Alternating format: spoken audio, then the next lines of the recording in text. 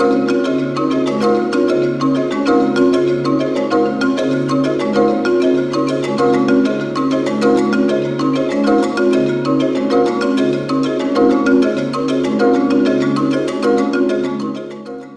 X. Smith is currently a PhD candidate in the African American Studies Department at Temple University under the academic leadership of Dr. Malefi Kete Asante.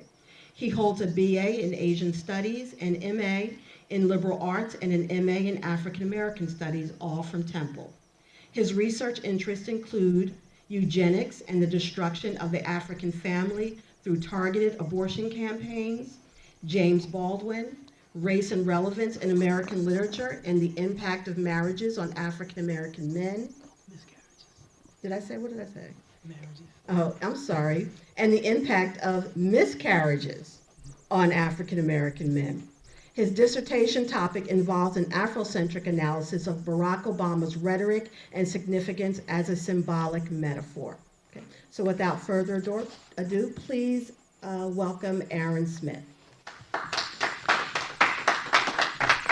All right, what's up? It's an interesting situation to meet people, and the person they expect to see is not the person they're going to see, and instead they see you. I say that's a setup right there. I used to host events, and the worst thing you can do is get on stage and say the person that they came to see isn't there yet, let alone not arriving. So. You'll do just fine. Oh no, I definitely will. I've been here before.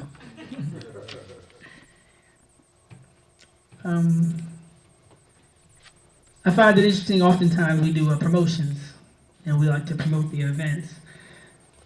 So I said I'm going to be at the Institute. I'm going to be talking to people who know about this stuff already. So the analysis is critical, and one of the differences that I do bring is that I deal with young people on a daily basis who have no idea about any of the things that we discuss here at the Institute on a daily and weekly and monthly basis. So becoming that bridge is where I fit in, and it's a very critical piece, as you can see from the amount of seats that are often empty when the most beneficial and important information is being disseminated. So with that, I only have a few brief slides because I really want to focus on a discussion portion where we can operationalize the information a lot more than just regurgitating some history and some facts that you might already be familiar with.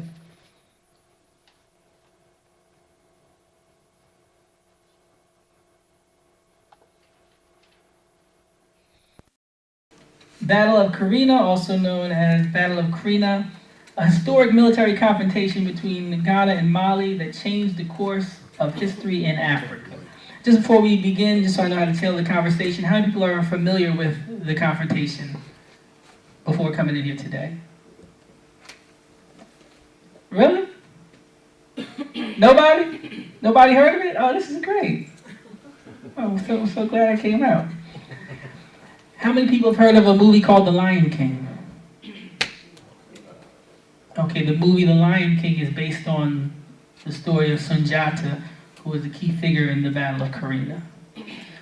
So it's very interesting to understand how things are hidden in plain sight. And I think a lot of our discussion needs to be tailored in that direction based on these realities.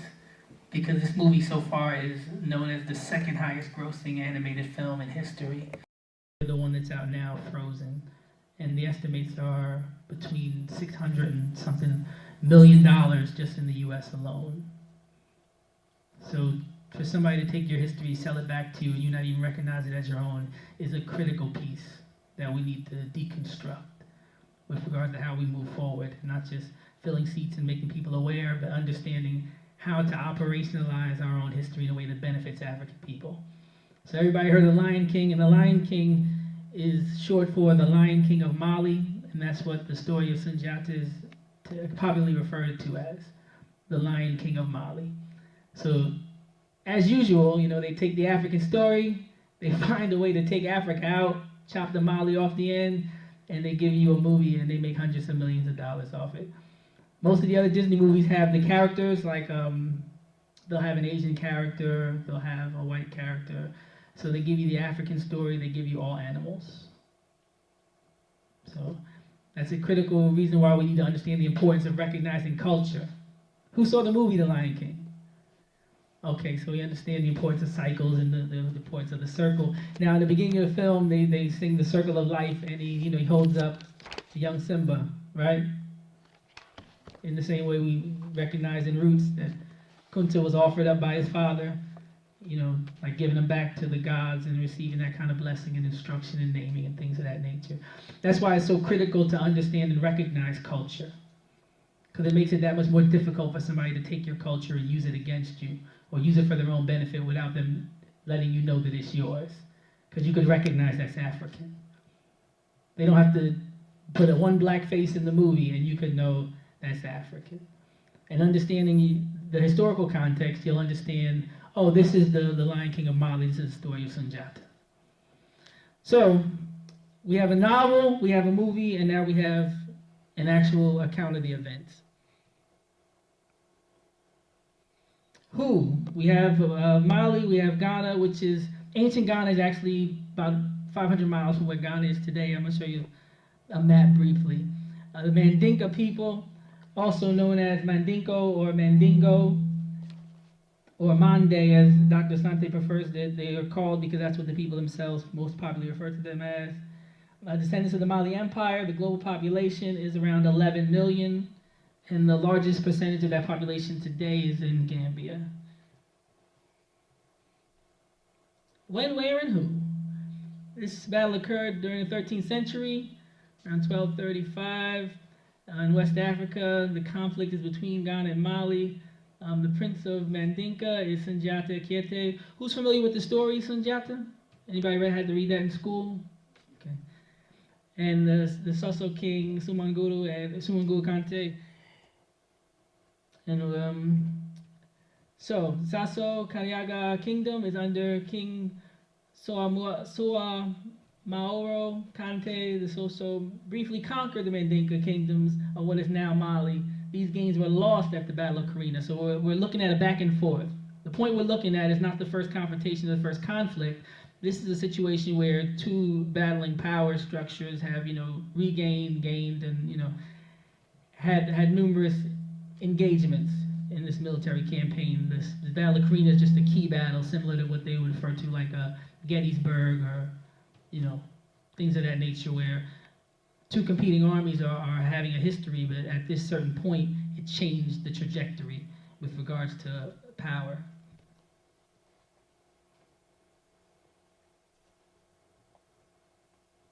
Just try to make it easy for you with that one. Now, like I said, ancient Ghana is a little different from where present-day Ghana is. But the difference between the two, you can see here. Well, I hope you can see here. I'll just put it out. Right?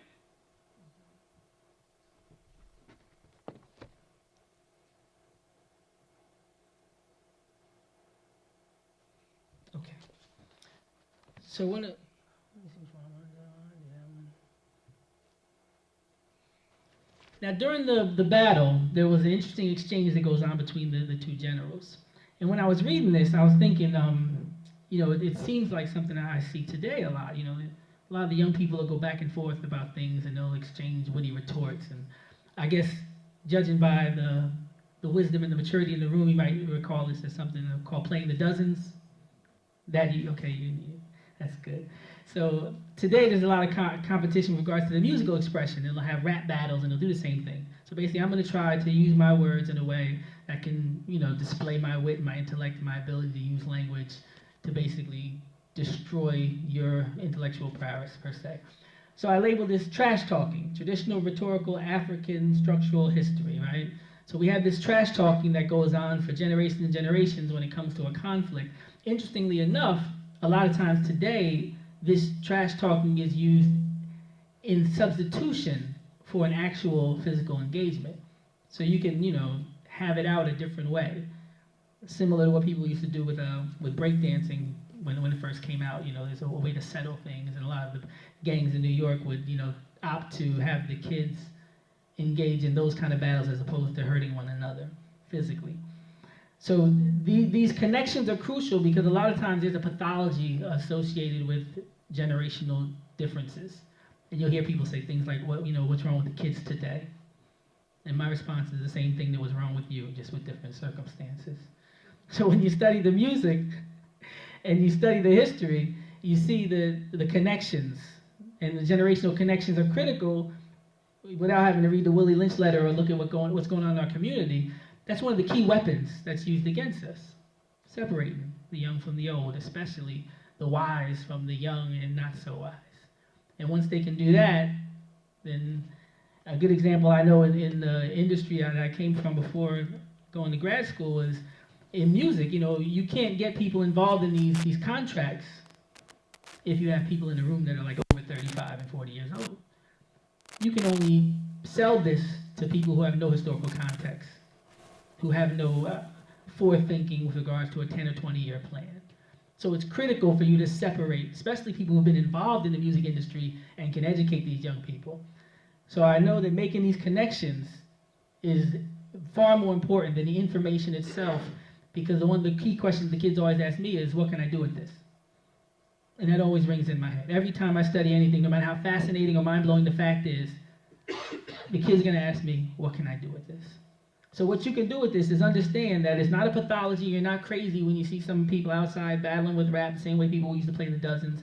The same way we used to be rhetorically inclined and exercise our wit and our ability to form words in a way that the whole world seems to emulate and exploit. This is part of our culture and who we are, and it's not so much of what we're doing, but the key is what are we using it for. So I'm going to read a little bit from this book here, The History of Africa. Who's heard of this book here? This book? Okay, wonderful book, wonderful book. Great author, great author. So I'll be reading from the book of Asante. And he's just, interestingly enough, he talks about the battle from the perspective of the novel. So we're going to talk about Sunjata. And interestingly enough, there's a portion where he's coming into a land in the campaign where it's in ruins, right? And he's recruiting people for his army in this land.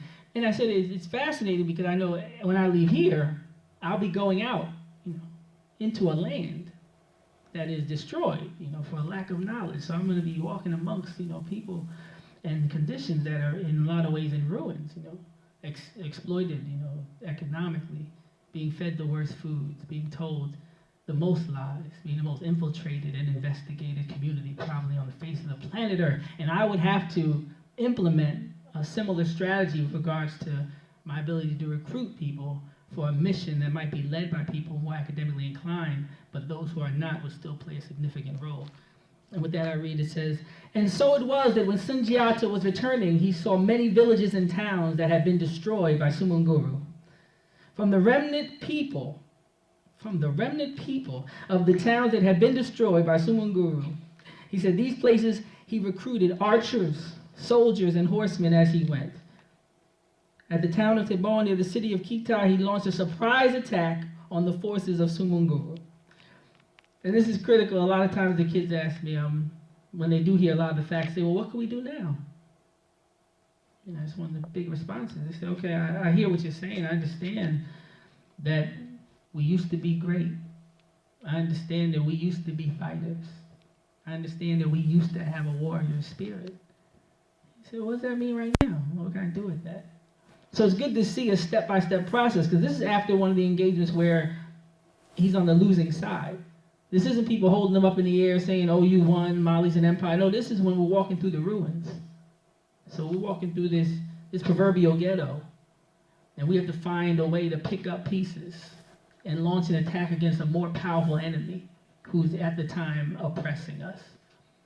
So when the connection's made, when the relevance is put into a certain context, the paradigm is shifted into a way that's more operational for a young person. They can relate and they can have a mission attached to the understanding.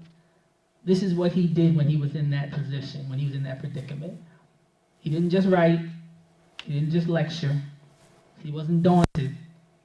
He walked amongst the ruins, found those capable and willing. And the key is what type of attack. And I don't know if anybody heard that last line. You heard what type of attack it was? Surprise. A surprise attack.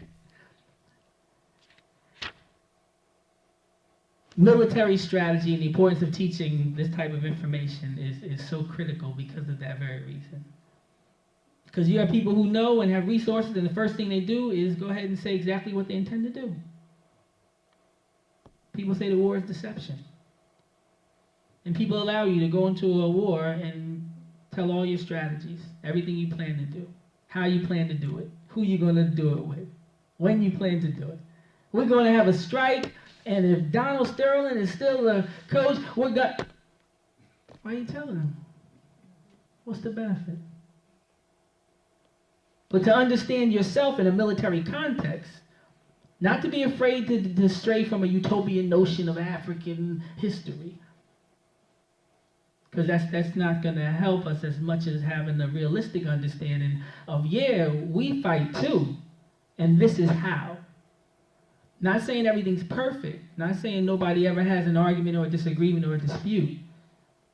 We're going to say that, yes, this is how we did it, this is why we had the disputes, and this is how we handled it. Okay, this acronym description manifests an ancient African connection to a present-day urban phenomenon often misunderstood and disconnected from the larger historical cultural context that it grows from.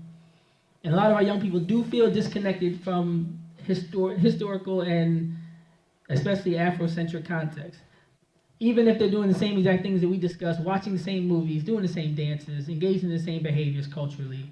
Of course, the last thing they want to be described as is African because of the stigma that white supremacy imposes on the academy and in the world at large. But a greater understanding of these connections make those kind of transitions a little more feasible for young people.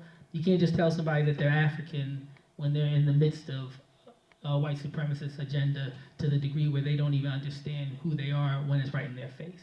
Even when they're expressing it outwardly, they don't even know that it's an African expression. Power of words. This is from Adisa Kibalan. This is also in Encyclopedia of Black Studies. It says, ever present in traditional African oratory is the productive power of Nomo. Nomo, the power of the spoken word or the power of the word. And we want to discuss this not only in a traditional spiritual context. A lot of times people talk about Nomo and they relate to what they can identify with with regards to maybe Muslim or Christian upbringing. You know, the word was God, the word was with God, the power of the word and things being spoken and being able to become, you know, reality or manifested in such a way. But we want to understand words as weapons of war and acts of combat. Not simply propaganda, not just to hype you up, but really having the words that can bring about a certain level of liberation or plan for freedom. Examples of the use of language rooted in African culture are copious. This is important because it demonstrates that there is no line drawn between a speech act and a performance in African communities. They are one and the same. To speak is to perform. And a lot of times people say, why are they so mesmerized by preachers? Why does the minister have so much influence over them? Why was it so necessary for them to recruit ministers early on the plantation? When I study eugenics, you know, that's a big deal for them to sell that agenda as well. They went and recruited ministers. What is the importance of words? What's their connection with words that differs from ours? And especially if you're engaging militarily with an enemy. I know Dr. John Henrik Clarke said that we were victims of our own humanity. That's one of our critical flaws, being victims of our own humanity. And one of the first rules of war is to understand your enemy. We have to know our enemy. So when people say, oh wow, they signed 200-something plus treaties with the native people, with the indigenous people of this continent, they kept none. Say, wow, that's who I'm up against? I might not want to sign too many things with that enemy. Because words don't mean the same thing to him that it does to somebody walking around saying that the word is God, or my word is my bond, or I give my life if my word should fail, you know. We're talking about different cultures. And there needs to be a cultural understanding before there's an effective military engagement. Or you'll find somebody who understands what means something to you, they'll give you that, knowing it means nothing to them. We'll ban him for the rest of his life. $2 million fine. You like those words? You happy with that? 40 acres and a mule. Throw the mule in there too. Throw them words on there too. They like words. There's no connection. All the words you need. I know you like this, so as a matter of fact, I'm going to get one of your preachers to come and make you the promise. Because he does the words the way you like it the most. So we need to understand what has been taken out of its proper context and used against us. And when we study the way this exchange goes back and forth, it's not the exchange, it's not the wit, it's not the retort, it's not the engagement. It's the purpose of it and what the product is. Let me go right to the part where he's talking so you can get an idea of what I'm talking about before I take that part further. Okay, so this is just two kings going back and forth. The final showdown of the two great kings came at the Battle of Carina, one of the most significant battles ever fought in Africa. On the evening before the decisive battle, the two kings ceremonially declared war, each sending an owl to the other's encampment, and the owls delivered the boasting messages. I am the wild yam of the rocks. Nothing will make me leave Mali, said Sumanguru. I have in my camp 7 master blacksmiths who will shatter the rocks. Then, Yam, I will eat you, said the message from Sunjata. Sumanguru said, I am the poisonous mushroom that makes the fearless vomit. Sunjata responded, I am the ravenous cock. The poison does not matter to me. Behave yourself, little boy, or you will burn your foot. For I am the red-hot cinder, Sumanguru said. But me, I am the rain that extinguishes the cinder. I am the boisterous torrent that will carry you off, said Sunjata. So you get where I'm going with this. I mean, this sounds African. This sounds like something you could find on any street corner in any major city in the United States today. Talking the exact same way. And a lot of times we'll look at the talk and we'll affiliate a pathology to the talk when the talk is actually more African than what some people who cooperate with the system of white supremacy might display on a daily basis. So you might see two kids acting within this tradition, look down on them, and then encourage them, go to school and get a job in corporate America. So say, wait, hold it. Now we don't want to demonize somebody maintaining African tradition. We just want to translate it in a way that it can be productive for African people and African liberation worldwide. So we want to let them know that other people were talking, but their talk was affiliated with an action, and their talk was done for a specific reason. So it's not the fact that you're talking trash. The greatest of us talk that same trash, but what they did after they finished talking was the critical difference. And that's something that we want to make sure we implement in their minds. Lastly, I think this is a really important point too. It says, this is after the recruiting. So he says, in recruiting still more troops to his side, Sunjata thought that it was not more men that he needed, but more supernatural powers, more magic, the things that made Sumanguru seem invincible. So again, we have an understanding of the enemy, and we don't have such a reliance on the material world as much as we do an understanding of perception being reality. And delving into personal spirituality. He asked his wise men to give him counsel in harnessing supernatural powers. They told him that he had to sacrifice 1,000 white oxen, 100 white oxen, 100 white rams, and 100 white cocks. As the ritual slaughter began, Sundiata's Jele and his sister escaped and arrived at his camp. Inward. Everything around me is against me. I'm outnumbered. They have more resources. They have more power. Again, we have this contemporary analysis, this connection. People say, what can I do? They have you surrounded, every major city, surrounded by highways, urban renewal, eminent domain, strategically, geographically. But as Dr. Santi talked about in the Decolonizing the University speech that he gave, he said there was a critical component of colonizing information. The colonizing of information. So you're not just roped off.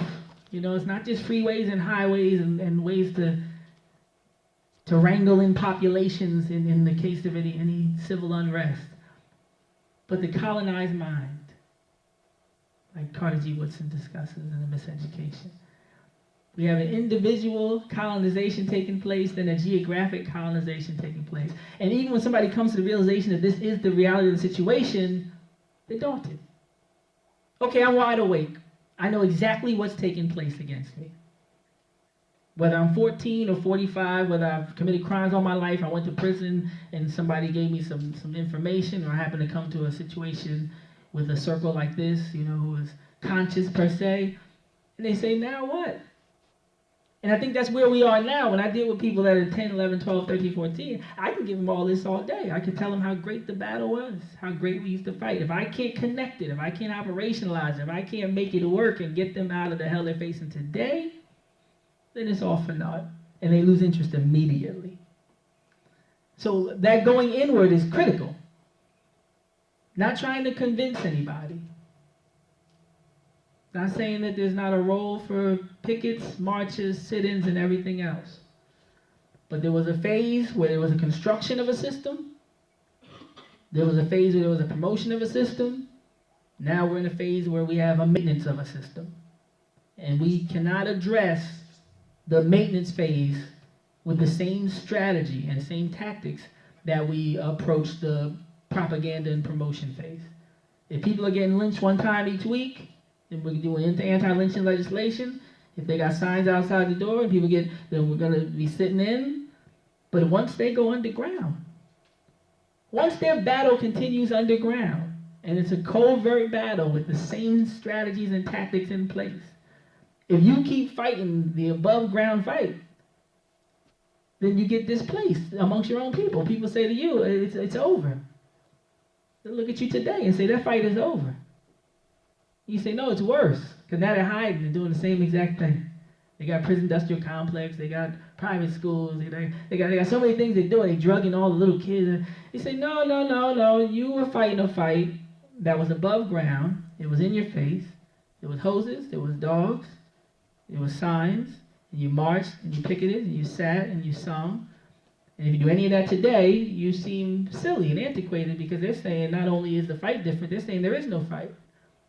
Because they didn't announce that it was going underground. It was understood. And these concessions are historic. When you look at the history, a lot of times people who have opposition to people with greater resources or greater potential for destruction, they pretend to acquiesce. They say, okay, you're burning every major city after Dr. King, we'll give you what you want. Again, the words, we'll give you the promise. That's never been an issue. Telling you we're going to do it. And that's why these battles are so critical, because when we look at conflict absent of white supremacy, a lot of people can't think outside of that context. For so long, this has been the dominant philosophy that's helped to take control of the entire planet and colonize countless minds and exploit innumerable natural resources. So outside of the Berlin Conference, outside of the Council of Nicaea, outside of chattel enslavement, how do we engage with one another when we disagree? And that's not a popular discussion. We know that there's no word for jails, and we got the difference in spirituality, and then the I am because we are, which is so different than what they teach in the academy when we study Walt Whitman singing a song of himself, saying, I sing of myself, and as I assume, you will assume also. Sounds like an anthem of white supremacy, and they cherish this individualism and this aggression of making somebody feel the way that you feel. So we know those differences exist, the communal versus the individual, and the African-centered versus the Eurocentric. But how do we engage when we disagree? Because within this context, we're going to face even more disagreements because they're going to be exploited and antagonized. Minor differences are going to be antagonized. So there has to be protocols in place to make sure that certain petty disagreements don't transcend into the destruction of movements as they have so many times before. Interestingly enough, it says his sister, talking about Sundiata's sister, recounted how she had been forced to be Sumanguru's wife. His sister was forced to be the enemy's wife. His sister. has to go out and serve the enemy, has to work for the enemy. I don't know if anybody can relate, his sister. So when the brothers see their sisters having to support a system that supports white supremacy because it's a capitalistic society and everybody has to eat. His sister recounted how she had been forced to be Suman Guru's wife and she had learned all his secrets. Critical departure. She wasn't going working and coming home and saying, I work for the white man and you don't got a job with the white man, so you ain't nothing. We understand we got a common enemy. We're working together. I'm going to go to that job every day. Matter of fact, I'm going to get promoted. I'm going to do great. I'm going to be right down there at City Hall. I'm going to be 10 Penn Center. And you're going to be cheering me on because we know we're on the same side. Because the first thing that's, I guess Harry Tubman said it best, about, slaves not knowing that they were and why she couldn't save so many more. But I guess a critical question becomes, do you know you're in a war? And that's what the young people really need to be challenged with, because there seems to be these periods of intense activism where the conscious realization of what was against them prompted them to action. I heard an interesting analysis about the response to Trayvon Martin and the response after the Jordan Davis shooting and Omar Grant. And they talked about the unrest that happened in LA in '92. He said the Public Enemy was a radical rap group, had Fight the Power, was the #1 song on the radio, and the Afrocentric movement and medallions, and people were trying to bring back that spirit again, over the 1960s. He said there's so much police brutality and so much racism that once the cops got acquitted, not 10 days later, once the cops got acquitted, without a general meeting, without anybody having Facebook, or everybody knew what the marching orders were. Or we reach this point, we understand what we must do. He said, you fast forward to 10 years later, people get shot in the platform, people getting shot in the truck, people getting shot in the gated community outside their house. Nobody does a thing. He said Lil Wayne had a song called Lickin' Lollipop, #1 song at the time. They showed the difference in the consciousness and how the strategy is. And I think the big part is that the people have been lulled to sleep and thinking, and I don't know if you heard, I'm studying Obama, so it's post-racial thing. Once you can get somebody to believe that they're not in a war, none of this matters. I can talk about every war we ever fought, and all they're going to say is, that's nice, that's the past. I have to show them that the battle that was described as one of the biggest battles in Africa pales in comparison to the war that's being waged on you. Because military engagement becomes more sophisticated as time goes on. You debrief, you regroup, and you discuss how to be more effective the next time. So just like when the Kerner Commission went out after King's assassination and the cities were burning, and Johnson said one of the main questions was, why did this happen and how can we prevent it from happening again? When they got their answers back, they weren't reading into it with the desire to give set-asides and create different institutions of funding for African Americans. They wanted to protect their property and make sure that this level of civil unrest did not threaten the stability of the nation. So whatever you see come after that, whatever you see come after COINTELPRO, whatever you see come after MOVE, you're seeing a more refined strategy. And the best wars, as any military tactician will tell you, is the war that can be waged without firing one bullet. It's the best war we can wage. You don't have to turn on one hose, sick one dog. We don't have to lynch anybody and have the same results. No stigma, no whipping, no rapist label. We could literally just put them in jail and make money off of them, and they're going to go to work. It's a better system. It's refinement. And people have to recognize the difference between refinement and abolition. Because nobody's saying, I'm going to do something, I'm going to treat you differently. They're going to say, I'm going to do the same thing in a different way. And even with the situations like when I deal with the really young kids and I go into the classroom and talk about Black History Month, the people you think they study for Black History Month are the same exact people that they're studying for Black History Month. You can name all the usual suspects, same 5 or 6 people. You get Lil Douglas, Lil King, Lil Carver, you got it. Every time maybe it's Journal of Truth. And you don't get military strategy. If you get the Budweiser calendar from 1980s with the Black Hannibal, that might be the best you get. And I'm still not going to tell you how he did it. And there's something I was talking about called, there's oppression through omission. That's a theory I've been working on a lot because I've been seeing that often. Oppression through omission. I guess the best example for the current conversation is the Lion King of Mali versus the Lion King. I don't got to call you any names. I don't have to do anything outwardly devious. I just omit it. I just take the African aspect off of the title and keep everything that's African in it. Rafiki means friend in Kiswahili, but who studies that, right? Not these 5-year-old kids. So I can do what I want. Oppression through omission. And anybody in the sound mind is going to say, this is better. Less time consuming. We're not seen as hypocrites internationally. We can literally wage a war today in a sovereign nation, assassinate their leader, and say, we're bringing democracy. Well, back in the 60s, as many of you I'm sure know, one of the greatest critiques was, how can you come here and preach liberation and democracy when we see how you're treating the black people in America? We're watching you sick dogs on people and treating people like less than the dogs you sick on them that are paid for by their tax dollars. And the hoses you spray on them paid for by their tax dollars during the course of their second-class citizenship. So, we don't have to deal with that? We don't have to have that public image and we can still have the same results? We can go and take people out and then come home and then lift Obama up? This is great. We just omit the oppression. Don't talk about it. And the second one is harmless remembrance. Harmless remembrance is when you go outside and you go to, I don't know, you go to a festival, a bunch of African festivals. You're going to see a bunch of European people wearing Bob Marley t-shirts or, I mean, that's one of the best examples I can think of. Even I've seen Malcolm X hats, Now that you're dead, you're okay.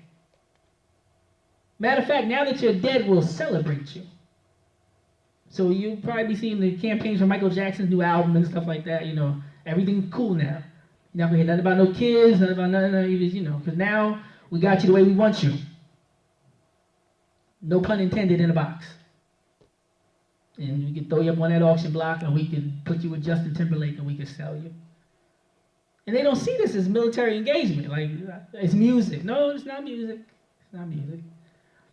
If somebody came in here right now and they came and rushed that door, everybody in this room can understand every practical use for everything in this room. What would be the use that we would be intending to use it for if we knew people were rushing it? It'd be a weapon, right? Okay. So you have to know where you stand in the engagement. So we understand the practical use. This microphone has a practical use. If people came rushing in, this microphone is going to change its use. It's going to become a projectile, right?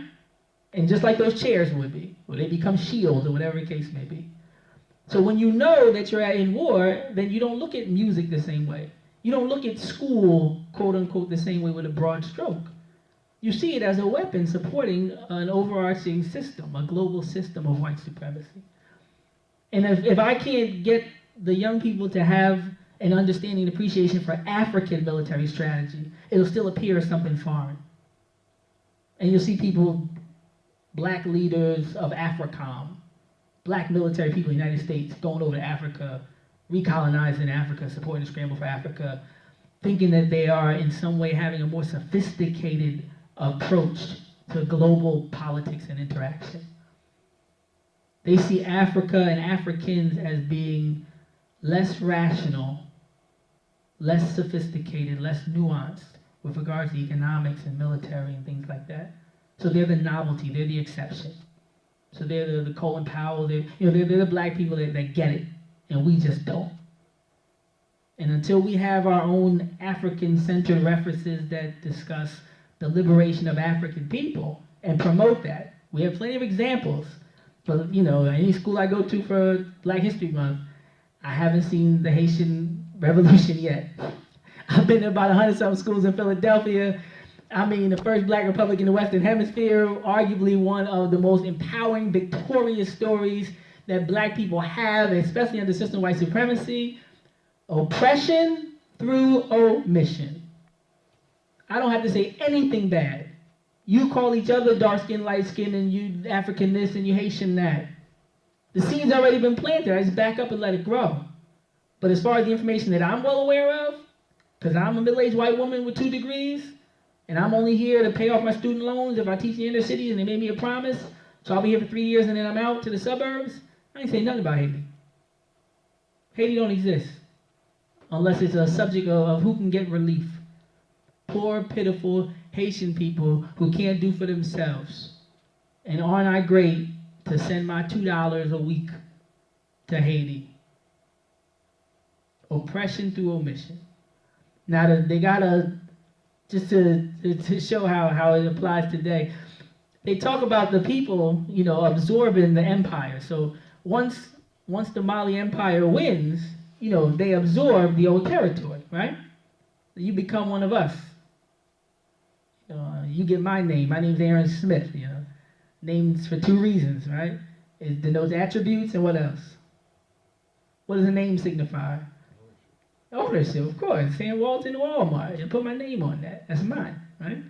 So when people take over, they take the names. They let people know that this is mine. I'm in possession of this. I'm in charge of this, and I'm running things around here. That's a critical component for the young people to understand. They don't seem to see how within your daily interaction, no matter how nice somebody is to you or you are to them or how well you get along, there's a systemic global white supremacist agenda that is acting against them in every possible facet of life. What they listen to, what they eat, what they read, what they call themselves, what they wear, what they see, what they're made privy to. I had a young lady in MLK said to me, "Why we never fight back?" My mind was blown. I'm in the book. I'm reading about the slave revolts, and I'm reading all this different stuff. And she said, "Why didn't we?" And she must have been like 16 years old. And I tried to calculate the amount of misinformation and disinformation and oppression through omission that must have been exercised against this young lady for her to even have that assumption. Because you could have seen one picture, heard one story, had one teacher, had one book. That means you have gotten nothing. 16 years you can exist freely. Nobody got to stand over you, nobody got to chain you. The system is so well oiled and refined that I can send you out into the world and your tastes have been tailored and your consciousness has been dimmed in such a way that even if it is in your face, even if you do watch The Lion King, it won't matter. You won't think it's yours. And interestingly enough, I talk to these kids and I always try to give them these analogies, these popular analogies. But it's beautiful to be in a room where people can identify with an analogy that I think is the most applicable when I discuss the Planet of the Apes, the first one. And I said, you got this military warrior, clever race of people who are on your land claiming that you're the uncivilized one when they gained access to your land through uncivilized means and genocidal practices. And they're running around saying to you, you're a brute, you're uncivilized. What do you say to Sherman? You're a thug, you're a heathen. When all the while, all they've been doing is killing and murdering and robbing and stealing and lying. So at the end of the movie, I know he rides across the sunset and he sees the Statue of Liberty. And he realized this whole time they told him he was on a foreign land that he contributed nothing to. He was on his own land. And I said I had the same experience when I first learned about the Washington Monument and the connection with the obelisk in Egypt. I said I thought these people were almost magical. I see all. I didn't know that they. Oh no, slaves built that, and it's a copy of something you built. The interesting part is the game. Anybody heard of a game called Jenga? Command. Jenga, they call it, with the wood blocks. I said the most promising thing. I'll wrap up with this. The most promising thing about the global system of white supremacy is when it's analyzed in its totality, you can understand it as a game of Jenga. The reason why Donald Sterling had to go is because this thing is like a house of cards, man. You over here talking about how the black Jews are treated in Israel like dogs. You're messing everything up. You're just a billionaire. You're messing up trillions with that kind of rhetoric if that goes the wrong way. So before that piece gets moved and this whole thing collapses, we're gonna get rid of you. And the beautiful thing about white supremacy is that it's a game of Jenga. And all you gotta do is move. You don't gotta worry about how tall it's gotten. You don't gotta worry about how many pieces that it involves. You move the right pieces and you can set these young people on a track that will have them outside of that oppression for the rest of their lives. Sometimes in a matter of minutes. Have you heard of this? Did you know this? When I say to them, did you hear this? And I say to you, oh, it's my favorite movie, The Lion King. Oh, I got a hook now. Just like if you're at somebody's door selling something, you got about 20 seconds. Okay, I got a hook now. We can talk about music and movie and all that later. But I'm gonna be able to tell you some of this. I got you for 5 minutes now to tell you this story because you love The Lion King so much. Or you can, maybe you'll read Sunjata now. And I think it's really important for us to operationalize information, to connect the dots, and approach the information itself as a weapon of military war and a military strategy, understanding the war that's being waged against our young people and our own consciousness on a daily basis. Thank you.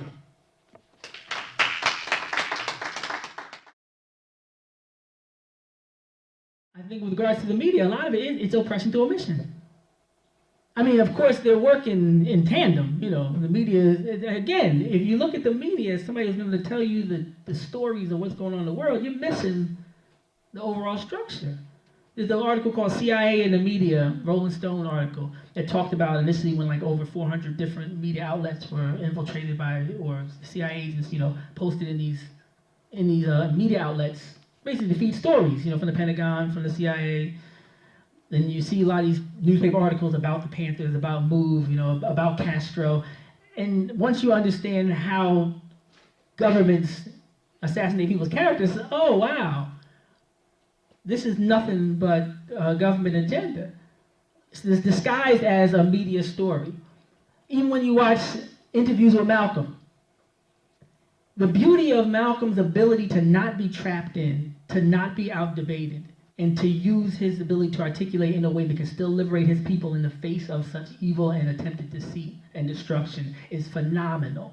But the questions they're asking, from a journalistic standpoint, a CIA agent might as well ask those questions. That might as well just be government intelligence asking the questions. What do you mean by violence? What does he plan to do? How many members do you have currently? Every question is an opportunity for you to destroy yourself. Well before the whole assassination, chickens come home to roost, every question I'm posing, and he said the cameras are dangerous, he warned his followers, but every question I'm going to ask you, I'm going to give you an ample opportunity to incriminate and destroy yourself and set your movement back. Every question's a landmine, and it's a trap.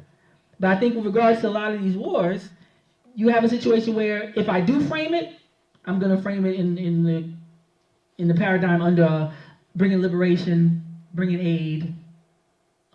They just can't get together. Thank God we're the saviors, the same way we were here.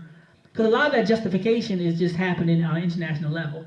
They won't tell it to us here, but they'll use what's going on there as a justification. You know, see how bad Africa is? Ain't you glad you're here?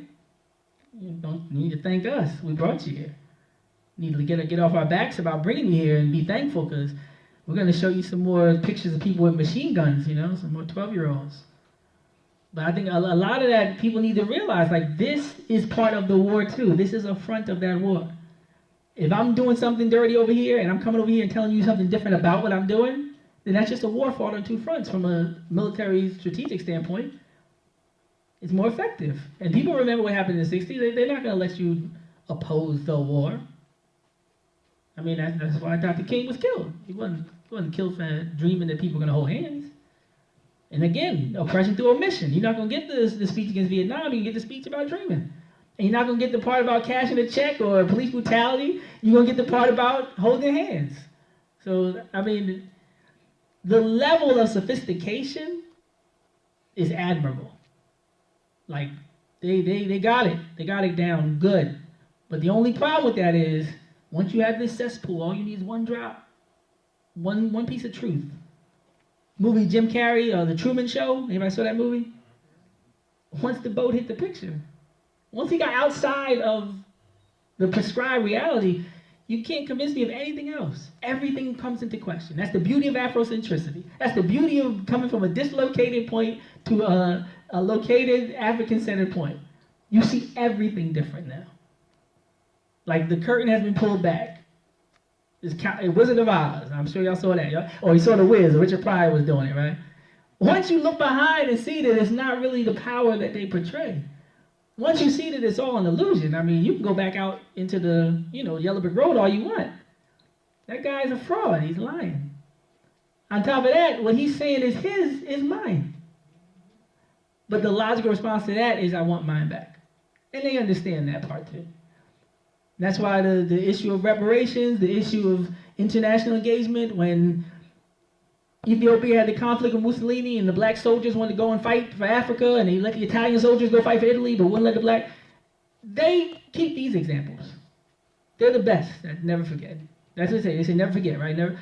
They live in infamy, Pearl Harbor, right? Remember the Alamo, never forget 9/11, never forget the Holocaust, right?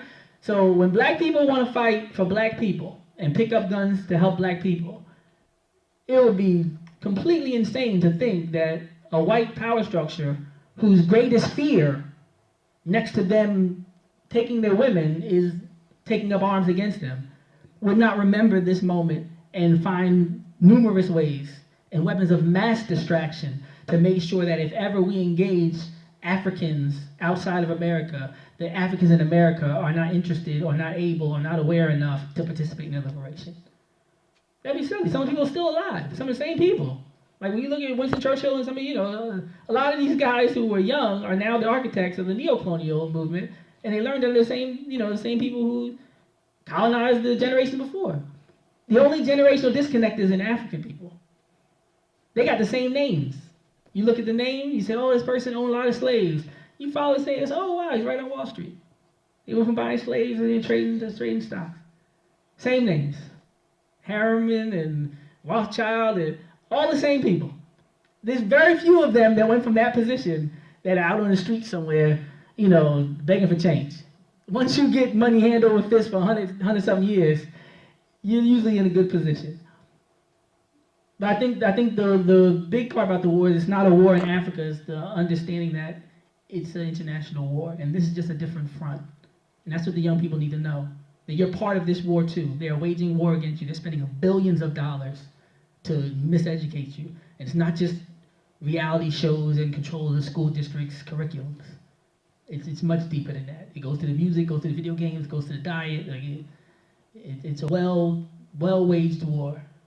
And even the stuff I study now with the abortion, if I put abortion clinics, 80% of them in the black community, without firing one bullet. Without firing one bullet.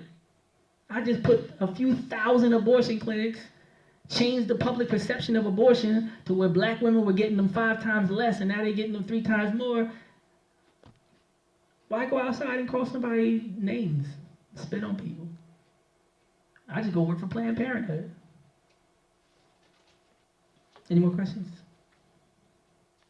Yes, sir. Oh. Yes, sir. Okay, I want to pick up on your phrase weapons of mass distraction and also share something that I'm seeing with young people since you work with young people. Yes. Maybe we can just all help each other with this. I've lost some connections with young people on 2 fronts. This impatience they have with wanting to get the toys and trinkets of this world fast. So that they don't have a sense of perspective necessarily to make the investments. And I'm saying something like, yeah, follow me and you could be a millionaire too, but we're going to do some other things that are more substantive. They kind of want it now. And the second part of this comment and question is, I'm facing young people that are really, the oppression is hitting them every day in terms of their home life. So without having dad there, and without having necessarily even money for good food, etc. So they talk a lot to me about how they want an escape from the world that they know. So that's where the movies and the alcohol and the drugs come in. And they're kind of clear. It's not that they're clueless about there's a war, but the actual shooting is happening from other black people. So then they are looking for some kind of escape, or they're looking for the bling or the money quick. And I'm wondering, have you found a way to respond to that to keep the energy up and the connection strong, because sometimes I think older people, you're not as old as I am, but I think older people we look slow in terms of showing them the bridge to where they can have some material success. And two, I don't know if we have a lot of natural spaces where maybe in ancient Africa we partied and we filled our tanks with rituals and partying, but we don't have spaces where we're filling up their energy so that they're turning to, you know, drugs, alcohol, different kinds of things that are more consuming a lot of junk. It's weapons of mass distraction, full blown, but they're saying, I'd rather live in that world than live in this world that I'm currently in. They're trying to escape. Oh, no, So I'm wondering if you had any breakthroughs on that, because there's a level of impatience mhm. with actually doing the right thing and believing that a real strategy of war will bear fruit. And there's a level of escapism that is part of the human imagination when we're really frustrated locally. We don't see the big picture, so we're looking for some escape, and of course the enemy has the escape routes. Pick up on it, because you said at the beginning of your talk that really resonated with me. And you said oftentimes older people will ask, what's wrong with kids today? And you said the same thing that was wrong with you, just different circumstances.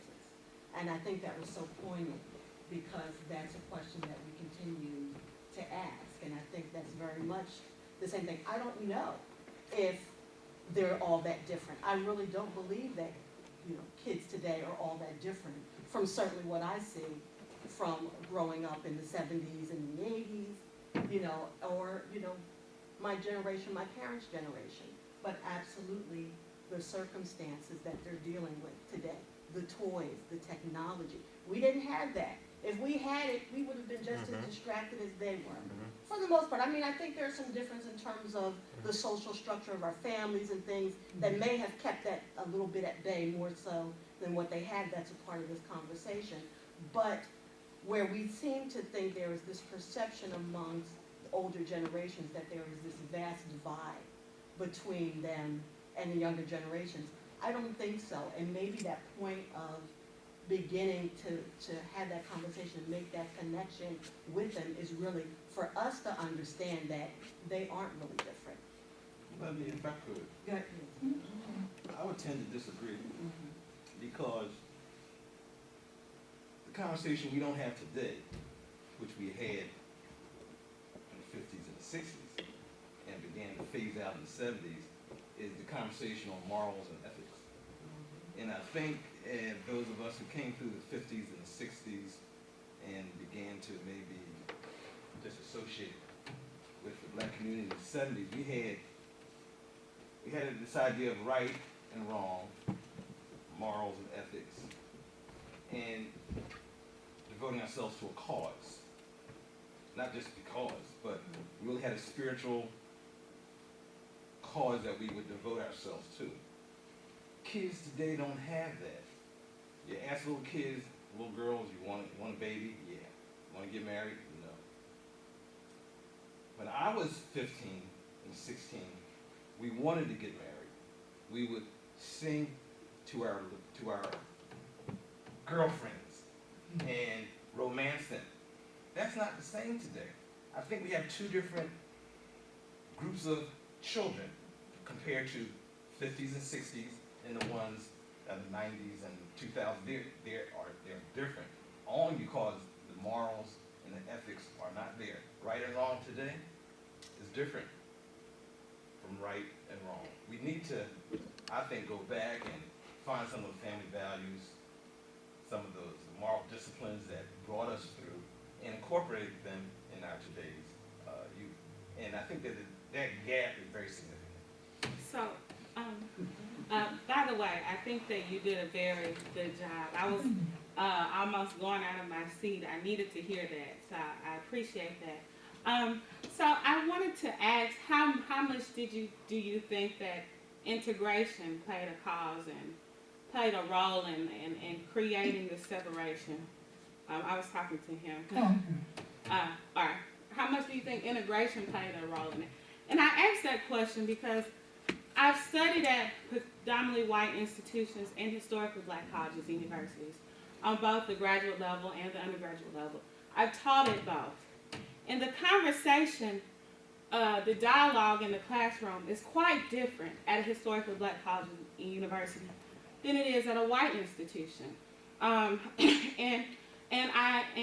from that made me think of, while I know that white supremacy is still very, very evident at and present at historically black colleges and universities, especially with the faculty, the black faculty that's there. The level of conversation is different, the level of dialogue, what we're able to get to is different. So that made me want to ask you, how much do you think that integration has played a role in how ethics and morals have separated from the 50s and 60s or 70s until today? Well, personally, if I can just take a minute, I came up with the Nation of Islam.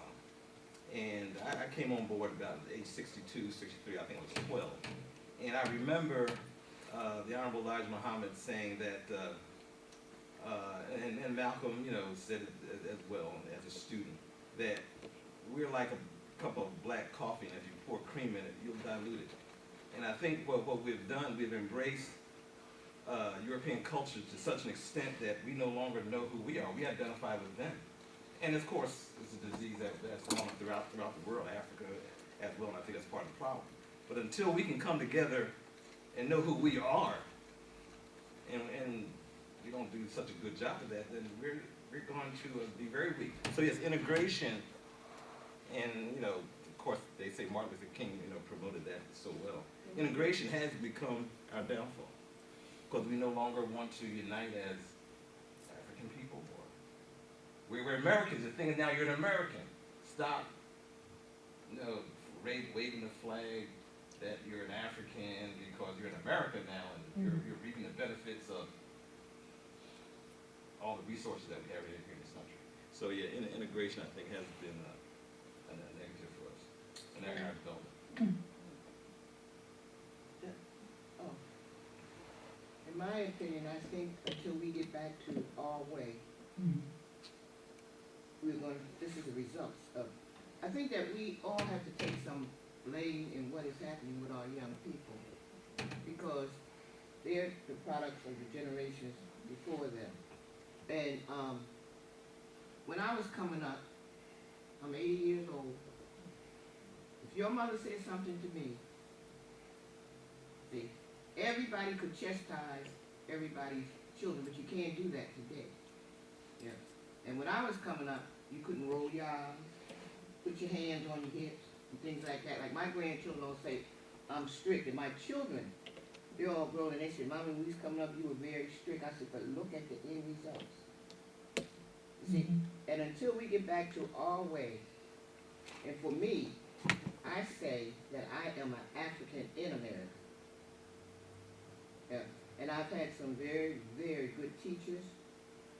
Dr. Ishaq Amusa Barashango, Brother Battles, I am a Garveyite, and the thing that we seem to think, if we love ourselves, that means that we hate other people, and that's not true. But our children, it's been my experience with young people.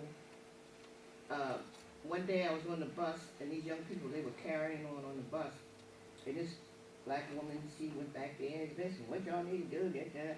And I went back there and said, listen, kings and queens, and this is the way we have to approach our young people. We have to listen to them as well as we want them to listen to us. And I've yet to have any young person, when I say something to them, to disrespect them. So it comes back to you. Are these children today the same as we were, or are we experiencing the same problem and responding to it the same? Because you said the children today are the same, have the same issues that you did. No, I think So it's the I same did problem. want to challenge you on that point. No, I definitely believe that wholeheartedly. We did a course in music in the spring, and I let some of the young people listen to some of the music that some of you all might have listened to.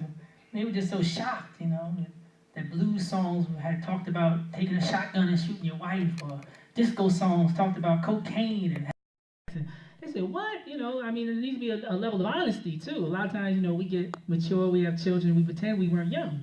Spend the next half of our lives pretending we didn't live the first half.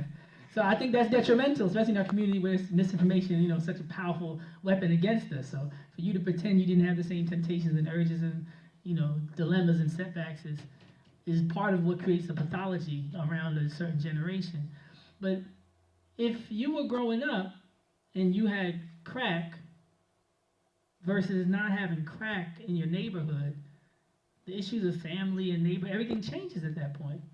If you tell me something as my father, it sounds great. I listen to you. If you tell me something's my father in the age of crack and I go outside and I see such a glaring living contradiction, I see a woman your age doing things that no woman should do. I see her body physically deteriorating. I see her so deceptive her own mother won't let her live in a house. Talk about a curtain being pulled back. The floor has been pulled off. I'm looking at the fire. I'm looking at demons in the street.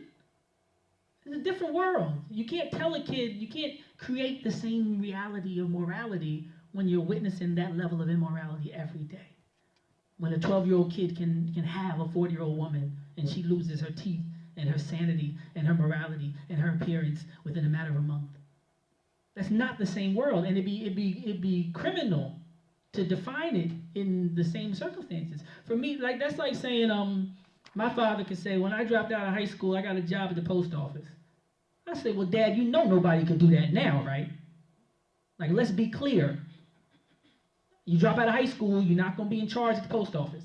There's people right now at the post office who could tell you, I worked there for 30 years. Had a baby, dropped out of high school, now I'm a district manager. And that's beautiful, but that's not a reality anymore. Yeah, making 70 to 100,000. That's not an opportunity. And until we recognize, and it's not about who suffered more, who had it harder, it's just the difference in the weapons that are used against us. So yes, you had this set of weapons, but over time, weapons get more sophisticated and more subtle and more effective. The guns are more effective. The media propaganda is more effective. The exploitation of natural resources is more effective. Because while you were picketing and while you were going to school and while you were integrating, I would say that dislocation is more of a problem than integration. Because integration didn't seem to do nothing to the white folks, so it couldn't have just been integration unto itself. That'd be a mathematic impossibility, because it should have the same effect or at least some similar detrimental effect on both sides if the common denominator is integration. If integration destroys societies and reduces morality, then we should have seen that same reduction on either side because we're both integrated. So if the Africans are the only ones that suffer from integration, then it can't solely be integration that's to blame. It's dislocation. When you go into that situation not knowing who you are, then the whole melting pot and lack of consciousness and not knowing us in our own ways, and we adopt other people's ways, which might be more heathenistic or not best for African people, take place. But no, it's definitely a different time. You couldn't look at your phone and see naked people. I can't even fathom that. When I was 13 and 14, the way that girls blew my mind and turned my world upside down to the point I couldn't hardly function, I couldn't imagine even having that temptation available. Like, I don't know how much work I would have got done. I just got to be completely honest. Like, I just remember one day I didn't like girls at all. The next day, girls were the only thing that was going on. And my mom could say, come in this house. And all that was over. All the temptation were gone. Somebody rang the phone, my mom could pick it up. He's doing homework. Now, phones, computers, the whole world has access to attack your child on a daily basis, minute by minute. It's not a lack of understanding of the situation. And that's where Malcolm was masterful, because he'd always tell them with regards to violence, he studied American history very well. So when he talks about Patrick Henry and give me liberty, give me death, he said, no, if we are violent, we learn from you.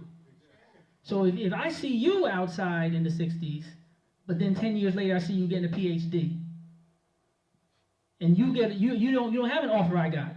You did all that for money, right? To get a job. Somebody just came to me today and told me I could make $1,000 today. Now you gonna explain to me why I shouldn't do it? You just told me you've been working 20-something years to get equal pay, to get opportunity, because you weren't aware of Black Wall Street and how we had our own and how it was more beneficial overall.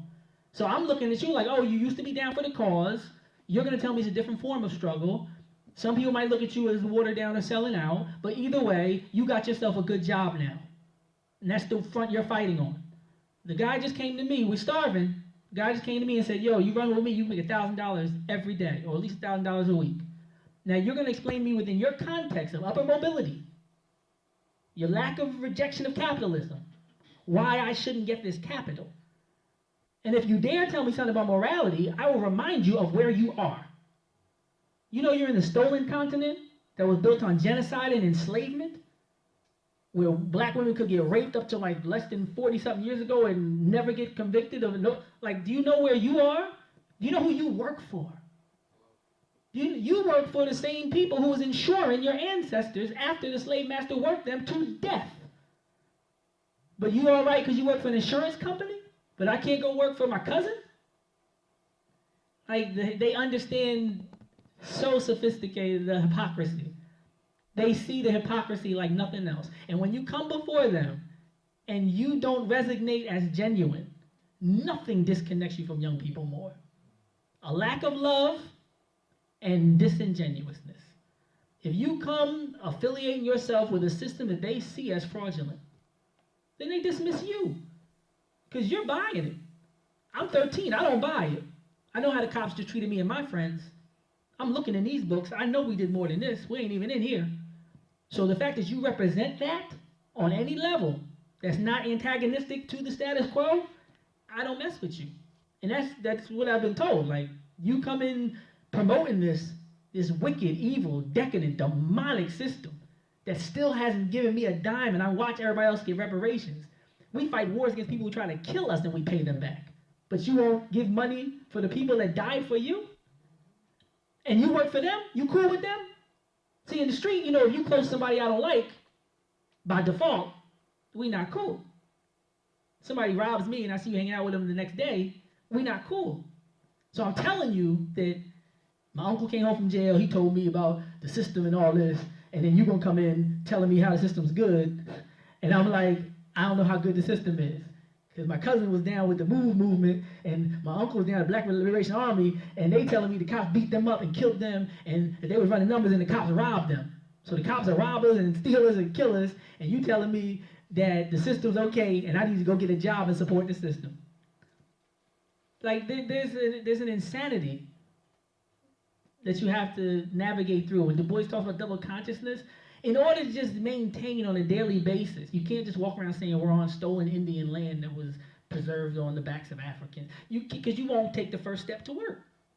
And that's why a lot of people commit disciplinary suicide when they get to the academy, because they know that in order for me to make any progress for African people, I can't use none of this. I can't mess with none of this, because everywhere I look, you give me some Greek pedophile, and then you're going to tell me that to help the babies. But you got statues of people totally naked. You got the highest level of love is with a grown man and a young boy, and you tell me this is the society that we should base our knowledge on. This is the height of academia. This is Greece. This is it, baby. This is as good as it gets.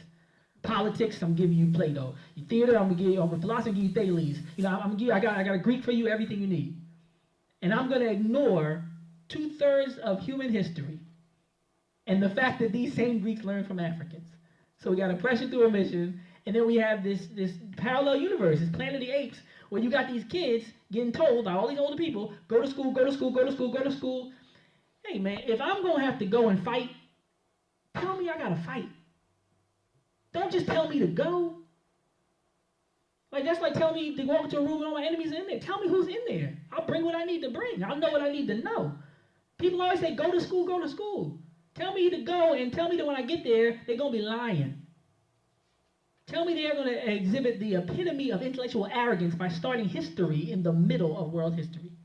They're going to skip Songhai, Mali, they're going to skip Ghana, they're going to skip Timbuktu, they're going to skip 10,000 different years of dynasties, they're going to skip the inventions of one God worship, astrology, astronomy, architecture, complex mathematics. They're going to skip all that, and they're going to start you from the middle. And they're going to say, let's begin World History 101, and let's talk about Plato. And I'm talking about in college. I asked my class, what's the first book ever written? Because I was looking for somebody to talk about the wisdom of Ptahhotep. The girl stood up and said, the Epic of Gilgamesh. Not even the first white book. How you get to be 22 years old and you reading books every day? You done read a couple hundred books and you don't even know the first book was in Africa, but you walk around thinking black people are stupid and illiterate and they don't know what they're doing. And you wait for somebody to be outside of campus, get hit with a brick, and then you want to pathologize young black people. But the same people, they know that when Corbett was swinging his brick, his economic brick, and he was taking all the money out of education. And when I heard a white man say, in 50 years, this is the greatest attack on young people and education in the city I've ever seen. In 5 decades, I heard a white man say this in a meeting about that same budget.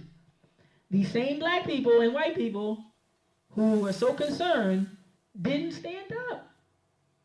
The kids know when they're being attacked. The kids know when 1 year you got a security guard and 1 year you got music and the next year you got nothing and everybody says fend for yourself and by the way, I got to pat you down.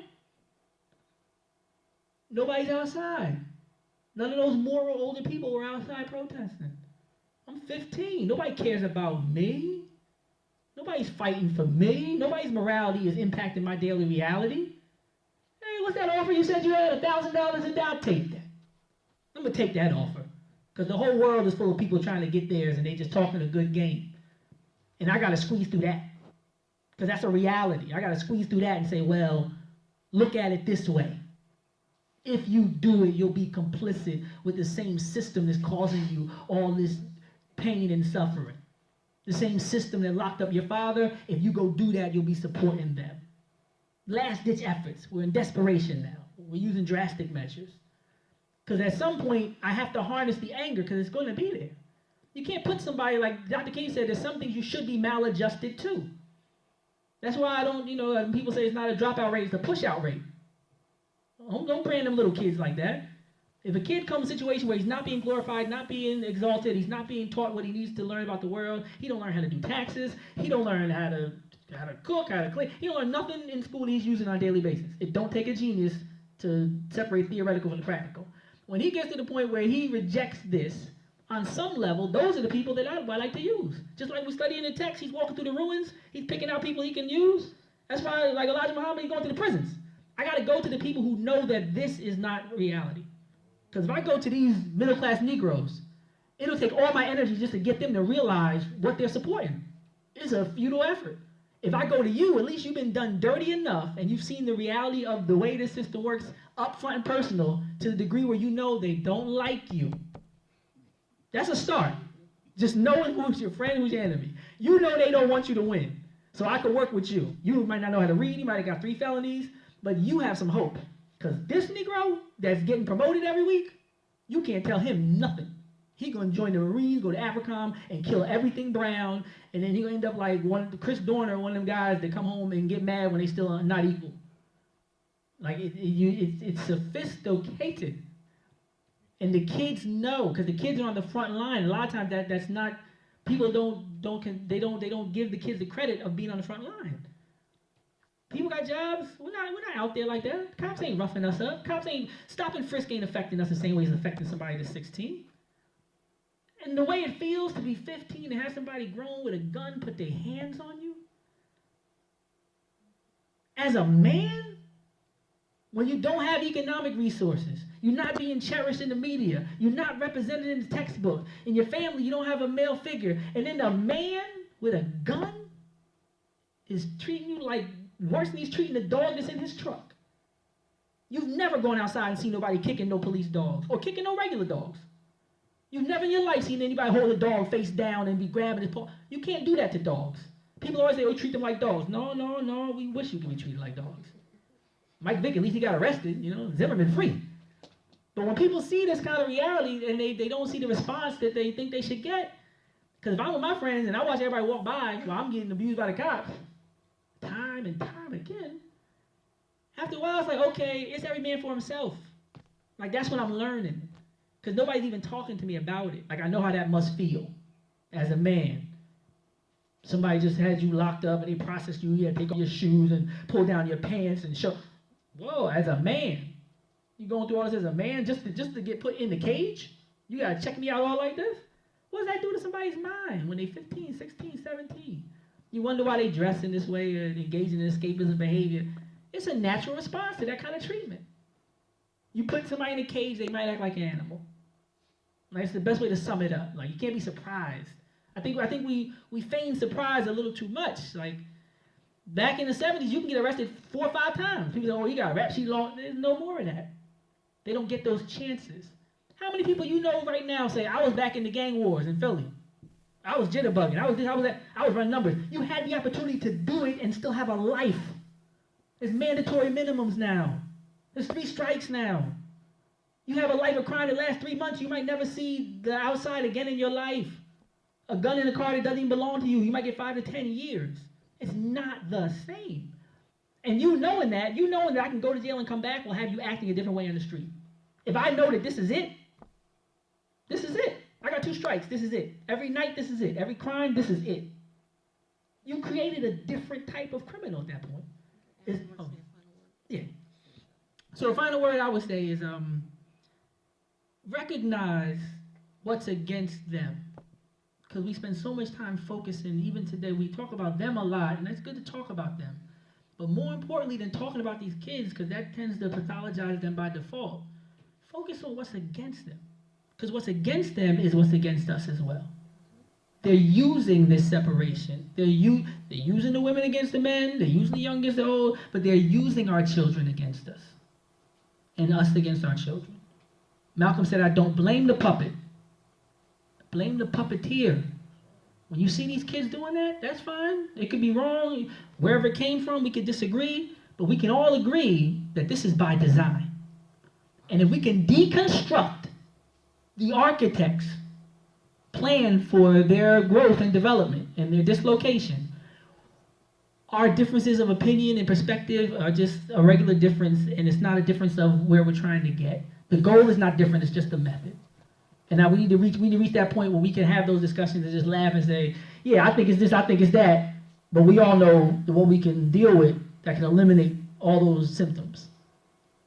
And that's white supremacy and dislocation. Thank you.